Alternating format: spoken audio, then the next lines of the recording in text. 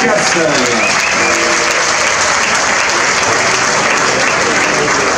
Dietro a questo progetto ci sta una bellissima storia di un cliente appassionatissimo di Ferrari che ha deciso di rendere omaggio a un modello iconico della Ferrari, la F40, che proprio in questi anni compie il suo 30° anniversario. Quindi perché no basarci su una vettura 8 cilindri biturbo come fu a suo tempo e oggi ancora chiaramente la F40, per rendere appunto omaggio a questa fantastica icona del marchio Ferrari.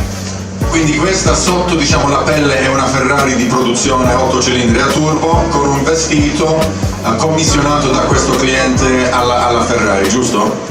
Assolutamente sì, questo è il 38° progetto speciale che Ferrari mai fece nel corso di tutti gli anni di storia, di 70 anni di storia Ferrari, e appunto è stato fatto per rendere omaggio a questo mito.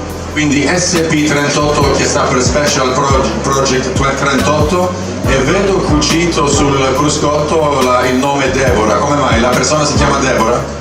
Allora, questo colore qua si chiama Rosso Deborah, è un colore che potete trovare nel Pantoni Ferrari, quindi più o meno Ferrari vanta oggi di 40 rossi diversi all'interno del suo Pantone, e rende omaggio alla persona che ha inventato e ideato questo colore. Complimenti Ronny, grazie, complimenti anche al cliente, complimenti al designer Claudio Manzoni.